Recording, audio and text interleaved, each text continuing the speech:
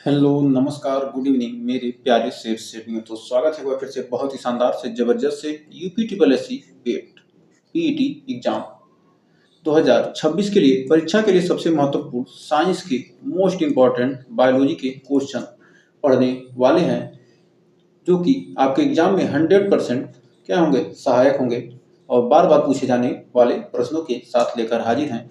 तो आइए समय न बर्बाद करते हुए लेक्चर 3 में शुरुआत करते हैं बेहतरीन जबरदस्त तरीके से। तो इसमें हम 25 क्वेश्चन पढ़ेंगे थियोरी के साथ। तो आइए शुरुआत करते हैं। तो सबसे पहले श्वसन तंत्र से श्वसन नियंत्रण, जो हमारा श्वसन कंट्रोल होता है, मस्तिष्क का जो मेडुला ऑब्लांगेटा होता है श्वसन दर को नियंत्रित करता है।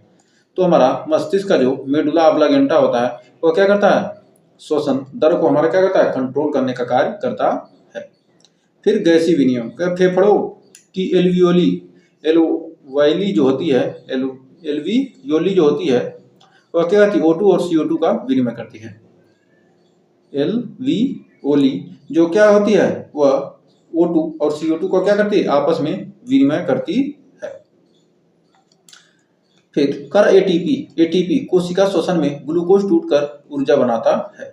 जो कोशिकीय श्वसन होता है, कोशिकीय श्वसन में क्या होता है, ग्लूकोज टूटकर क्या होता है, एटीपी के द्वारा, एडिनोसिन ट्राइफॉस्फेट एटीपी का फुल फॉर्म होता है। तो क्या करता है, ग्लूकोज टूटकर क्या करता है, ऊर्जा बनाता है। तो हमारे श्वसन के भाग सारे दर्शाए गए हैं। कह रहा सबसे बड़ी ग्रंथि, सबसे बड़ी हड्डी कौन सी होती है। तो जांघ की फीमर सबसे लंबी व मजबूत हड्डी होती है। जांघ की सबसे लंबी और मजबूत हड्डी होती है क्या, फीमर। फिर कह रहा सबसे बड़ी मांसपेशी, कह रहा ग्लूटियस मैक्सिमस। ग्लूटियस मैक्सिमस क्या होती है, सबसे बड़ी मांसपेशी होती है। ग्लूटियस मैक्सिमस क्या होती है, सबसे बड़ी मांसपेशी होती है। ये जो जांघ की हड्डी है क्या है, फीमर, सबसे बड़ी हड्डी होती है। फिर कशेरुक दंड, कह रहा वयस्क मानव की रीढ़ की हड्डी में 26 कशेरुक होते हैं। तो कशेरुक दंड, कह रहा जो वयस्क मानव होता है उसके रीढ़ की हड्डी में क्या होते हैं, 26 कशेरुक होते हैं, ये ध्यान रखिएगा। फिर बढ़ते हैं आगे। कह रहा मूलभूत इकाई, कह रहा तंत्रिका तंत्र की कार्यात्मक इकाई न्यूरॉन होती है। जो तंत्रिका तंत्र होती है हमारा,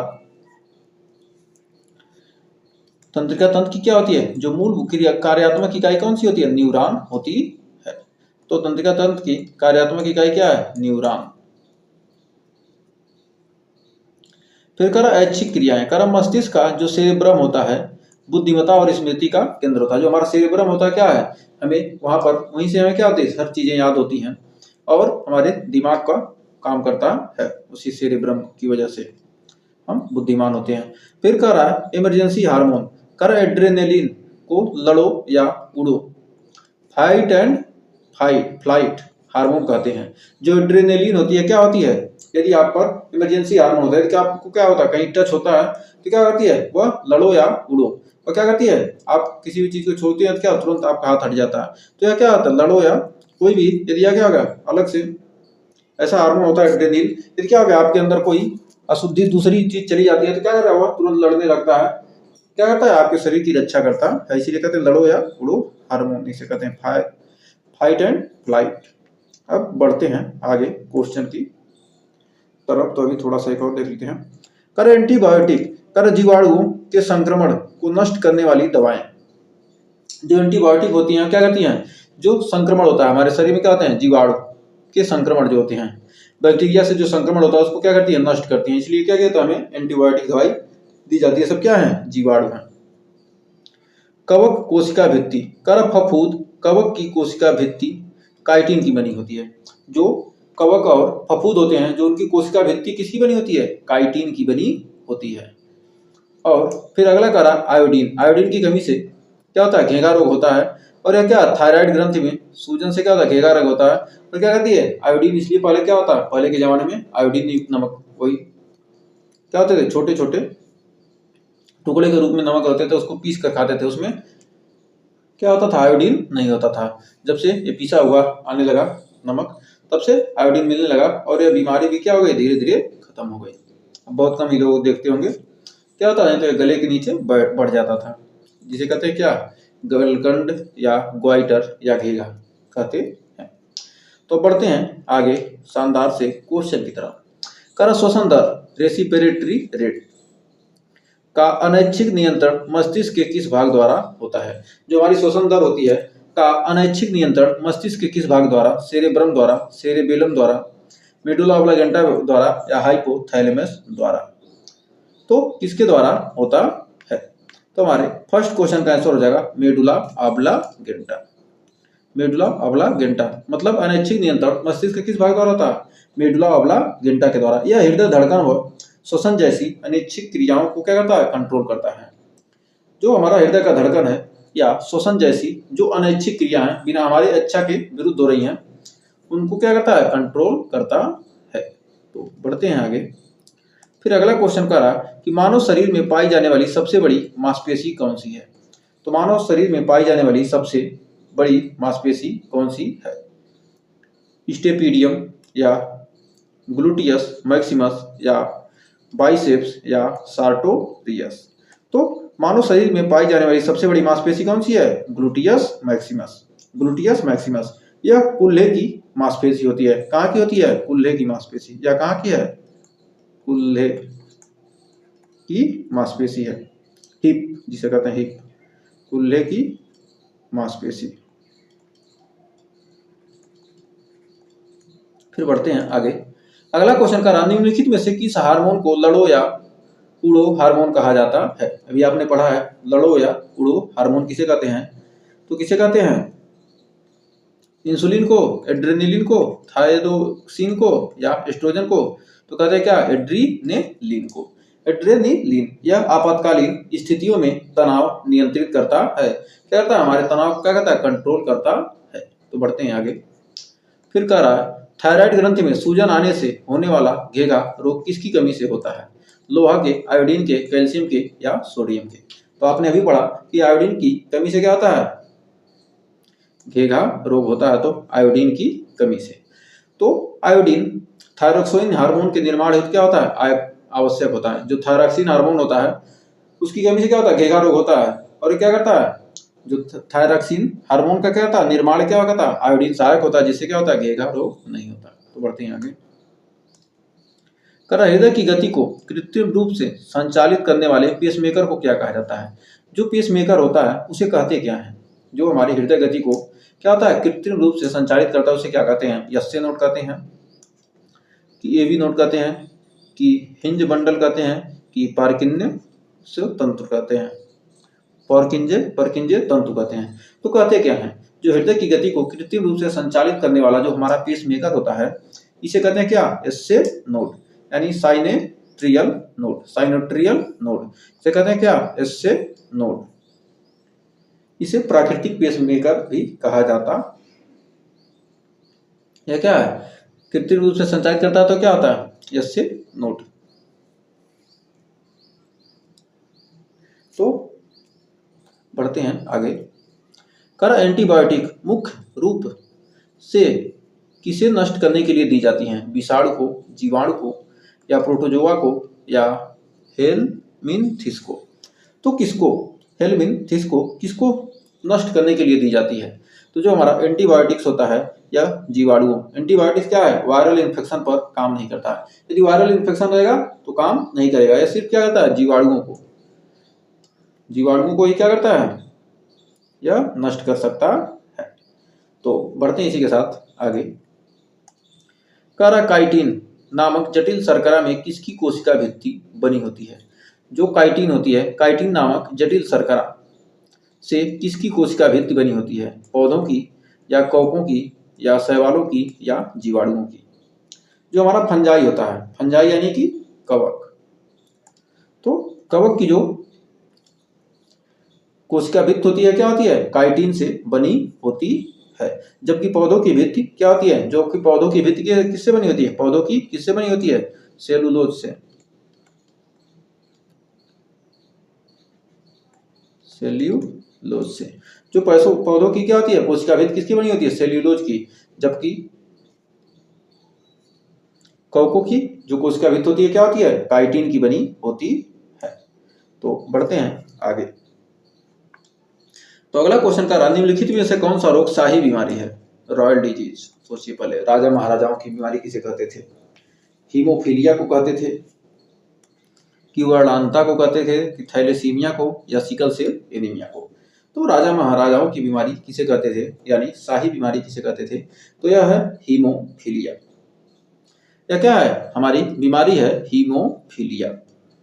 इसमें रक्त का क्या होता है, थक्का नहीं जमेगा। यदि आपका कट जाएगा हाथ, क्या होगा, कट जाएगा तो ब्लड निकलता रहेगा, जमेगा नहीं। आप देखते होंगे कहीं कटता होगा, हाथ में कट लगता है तो क्या होता है, रक्त थोड़ा बहने लगता है, उसके बाद फिर क्या होता है, वहाँ थक्का जम जाता है और रुक जाता है। यदि उसको दबा देंगे तो क्या होगा, वहाँ पर थक्का जम जाएगा और रुक जाएगा। इस रक्त का थक्का, इसमें रक्त का क्या होता है, थक्का नहीं जमता। ब्रिटेन के राज परिवार में क्या गया था, यह पाया गया था। क्या पहली बार क्या होता है, ब्रिटेन के राज परिवार में पाया गया था, इसलिए इसे रॉयल डिजीज कहते हैं। तो बढ़ते हैं आगे। फिर कह रहा, मानव शरीर में जल तथा लवणों का संतुलन बनाने वाला मुख्य कार्य कौन सा अंग करता है। तो मानव शरीर में जल तथा लवणों का संतुलन बनाने का मुख्य कार्य कौन सा अंग करता है। तो कौन सा अंग करता है, तो हमारा यकृत होगा, कि फेफड़े होंगे, कि किडनी होगा, कि अमाशय होगा। तो कह रहा, मानव शरीर में जल तथा लवणों का संतुलन बनाने का मुख्य कार्य कौन सा अंग करता है। तो हमारा 9वें का राइट आंसर हो जाएगा वृक्क, यानी किडनी। ऑप्शन सी हो जाएगा हमारा राइट, किडनी। यह परासरण नियंत्रण करता है।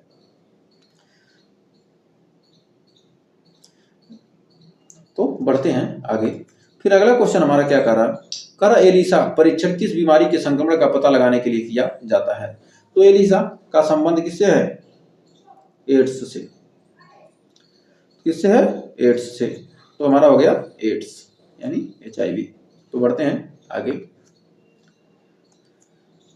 कह रहा है, जीव विज्ञान की किस शाखा के अंतर्गत कोशिकाओं का वैज्ञानिक अध्ययन होता है। तो कह रहा, जीव विज्ञान की किस शाखा के अंतर्गत कोशिकाओं का वैज्ञानिक अध्ययन किया जाता है। तो हमारा राइट आंसर क्या आ जाएगा, हिस्टोलॉजी, साइटोलॉजी, मायोलॉजी, ऑस्टियोलॉजी। तो जीव विज्ञान की किस शाखा के अंतर्गत कोशिका का वैज्ञानिक अध्ययन किया जाता है। तो हमारा 11 का राइट आंसर क्या हो जाएगा, साइटोलॉजी। ऊतकों का अध्ययन हिस्टोलॉजी कहलाता है। ऊतकों का अध्ययन क्या होता है, हिस्टोलॉजी क्या है, ऊतकों का अध्ययन। हिस्टोलॉजी ऊतकों का अध्ययन, ऊतकों का अध्ययन हिस्टोलॉजी कहलाता है। और साइटोलॉजी क्या है, हमारा कोशिकाओं का अध्ययन। फिर बढ़ते हैं आगे। कर भोजन को जीवाणु रहित बनाने हेतु अमाशय से कौन सा अम्ल स्रावित होता है। जीवाणु रहित बनाने के लिए अमाशय से कौन सा अम्ल, सल्फ्यूरिक अम्ल, कि हाइड्रोक्लोरिक अम्ल, कि नाइट्रिक अम्ल, कि एसिटिक अम्ल। तो कौन सा अम्ल, तो जीवाणु रहित बनाने के लिए अमाशय से क्या होता है, HCl अम्ल, यानी हाइड्रोक्लोरिक अम्ल। यह पेप्सिन एंजाइम को क्या करता है, सक्रिय भी करता है। तो बढ़ते हैं इसी के साथ आगे। यकृत द्वारा बनाया जाने वाला पित्त रस कहाँ संचित होता है। जो हमारा लीवर है, लीवर के द्वारा जो क्या किया था, पित्त रस बनता है, वह कहाँ पर इकट्ठा होता है। तो यकृत द्वारा बनाया जाने वाला पित्त रस कहाँ संचित होता है। तो हमारा राइट आंसर क्या हो जाएगा, अग्नाशय, की छोटी आंत, की ग्रास कोश, की पित्ताशय। तो हमारा पित्त रस कहाँ होता है, इकट्ठा पित्ताशय में, यानी गॉल ब्लेडर में। और यकृत पित्त बनाता है और पित्ताशय इसे क्या करता है, स्टोर करता है। यकृत क्या करता है, पित्त को बनाता है, पित्त रस को बनाता है, और जो हमारा पित्ताशय होता है वह क्या करता है, उसको स्टोर करता है। तो बढ़ते हैं आगे। यहाँ से 2 क्वेश्चन बन गए आपके। कर शरीर में इंसुलिन हार्मोन की कमी से हो जाने पर कौन सी बीमारी उत्पन्न होती है। शरीर में इंसुलिन हार्मोन की कमी हो जाने पर कौन सी बीमारी उत्पन्न होती है, पीलिया, डायबिटीज, स्कर्वी, या घेगा।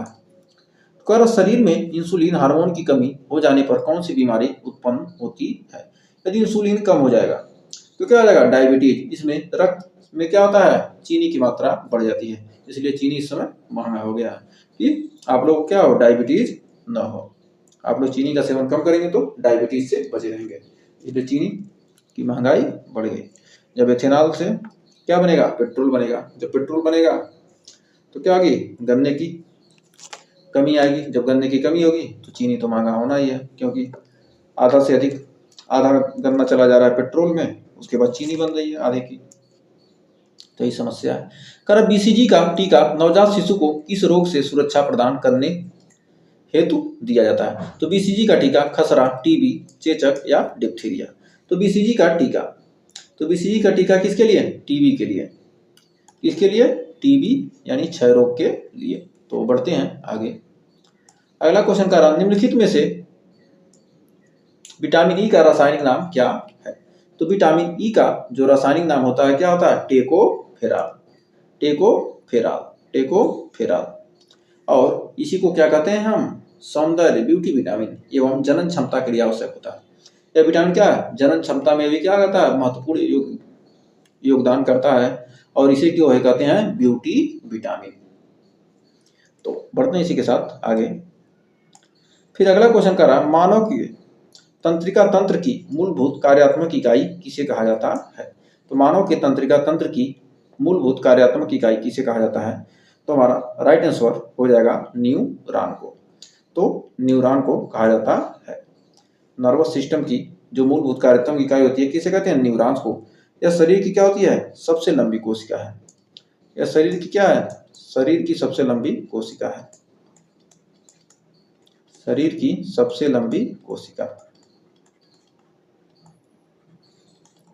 सबसे लंबी कोशिका। तो बढ़ते हैं आगे। अगला क्वेश्चन कर रहा, मानव रक्त में ग्लूकोज के स्तर को नियंत्रित करने वाला मुख्य हार्मोन कौन सा है?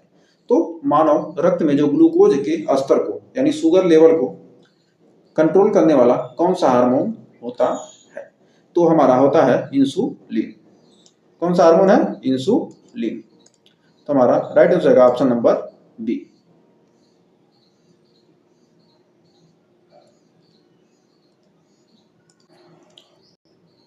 तो देखिए अगला क्या कर रहा है, तो ग्लूकोज के स्तर को क्या करता है? नियंत्रित करने वाला मुख्य हार्मोन कौन सा है? हमारा होता है इंसुलिन। तो यह अग्नाशय को क्या करता है? बोटका बीटा कोशिकाओं से क्या करता है? निकालता है। यह अग्नाशय की बीटा कोशिकाओं से निकलता है। जो इंसुलिन होता है, इंसुलिन कहाँ से निकलता है? यह इंसुलिन लिख सकते हैं हम, यह अग्नाशय की जो बीटा कोशिकाएं होती हैं, बीटा कोशिकाओं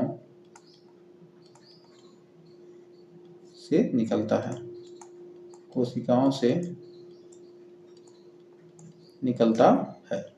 यह अग्नाशय की क्या होता है? बीटा कोशिकाओं से निकलता है। तो उम्मीद है यहाँ तक आपको कोई डाउट नहीं होगा, अच्छे से क्लियर हो गया होगा। तो बढ़ते हैं आगे।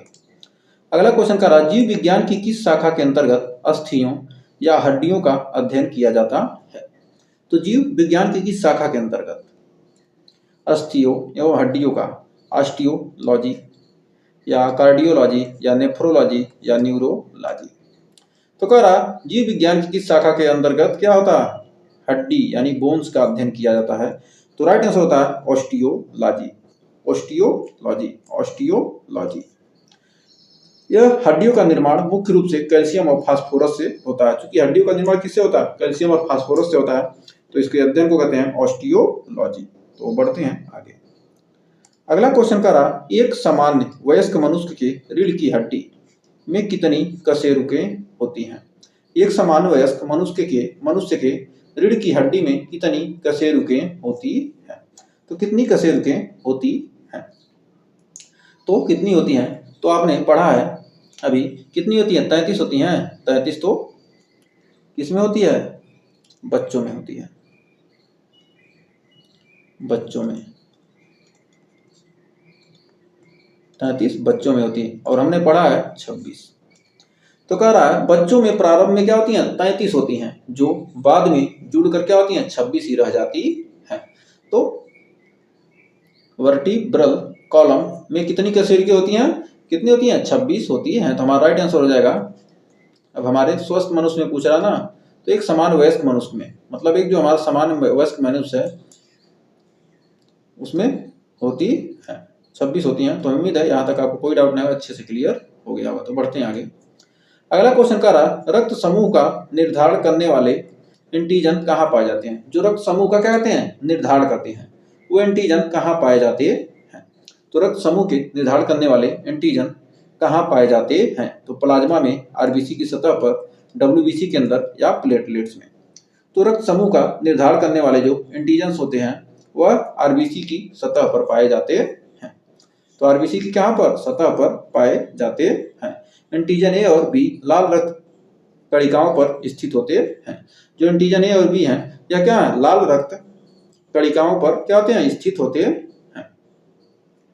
तो बढ़ते हैं इसी के साथ आगे।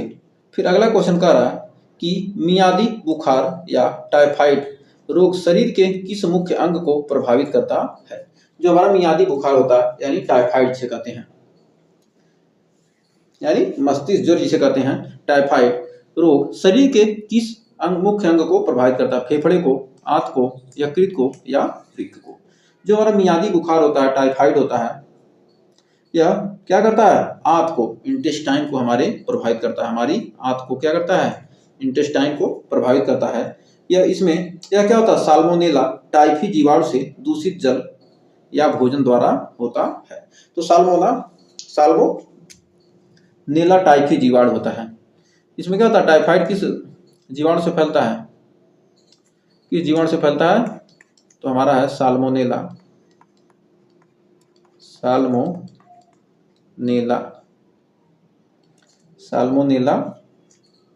टाइफी। साल्मोनेला टाइफी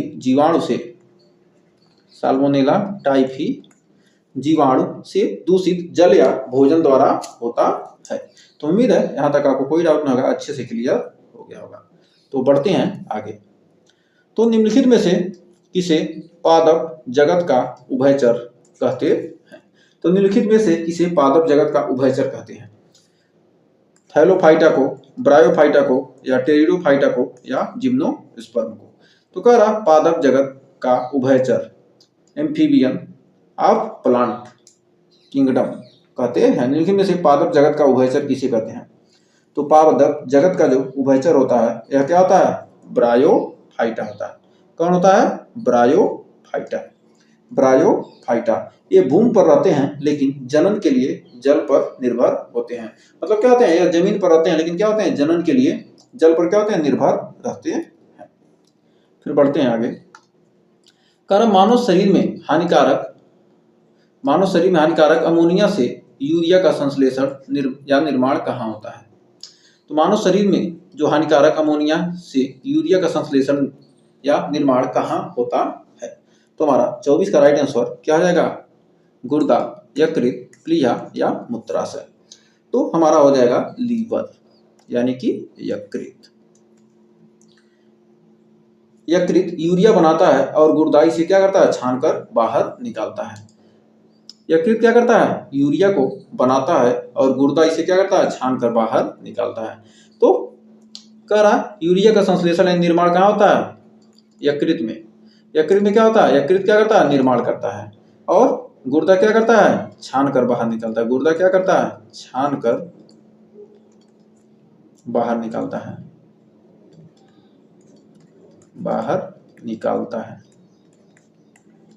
गुर्दा क्या करता है? छानकर बाहर निकालता है।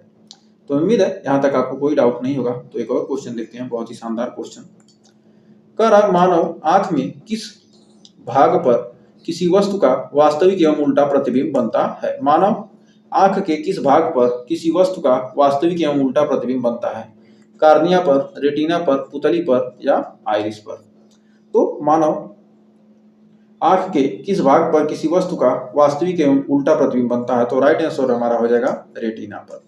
रेटिना पर वास्तविक एवं उल्टा प्रतिबिंब बनता है। रेटिना पर दृष्टि तंत्रिका यानी ऑप्टिक नर्व क्या करता है? प्रकाश संकेत, जो ऑप्टिक नर्व होती है हमारी, वो क्या करती है? प्रकाश के संकेत को क्या करती है? मस्तिष्क को भेजती है। जो प्रकाश आता है तो उसके संकेत को क्या करती है? मस्तिष्क को भेजती है। जिससे में क्या होती है?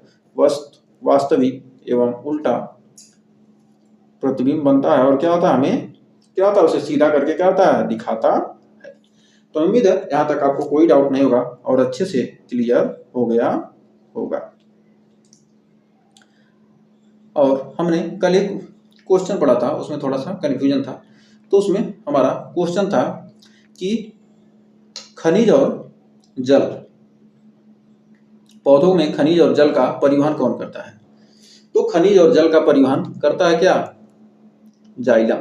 खनिज व जल का परिवहन क्या करता है? जाइलम करता है। खनिज व जल का परिवहन, हमने दो ऑप्शन बता दिया था। परिवहन क्या करता है? जाइलम करता है, जाइलम। और जबकि भोजन का परिवहन, भोजन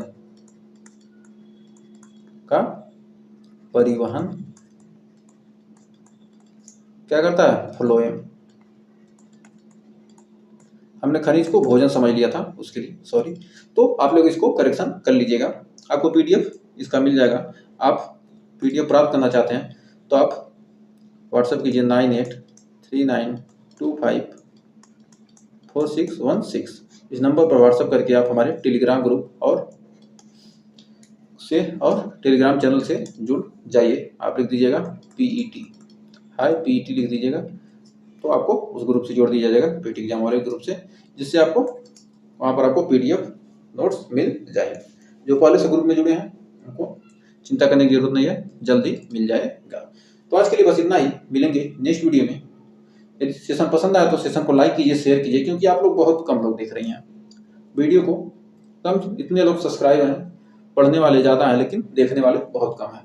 तो यदि आप चाहते हैं कि हर सब्जेक्ट का लाया जाए तो आप लोगों का जितना ही ज़्यादा सपोर्ट मिलेगा, व्यू जितना ही जाएगा, उसके हिसाब से हम क्या करेंगे, मैथ की भी क्लास शुरू कर देंगे, फिजिक्स की भी, केमिस्ट्री की भी, रीजनिंग की भी, सारी क्लास आपकी शुरू हो जाएगी। अभी तो साइंस की क्लास चल रही है। यदि आप लोग सपोर्ट करेंगे, प्यार मिलेगा आप लोगों का, तो हर सब्जेक्ट का क्लास जरूर आपको मिलेगा। तो आज के लिए बस इतना ही, मिलेंगे नेक्स्ट वीडियो, तब तक के लिए take care, bye bye, good night.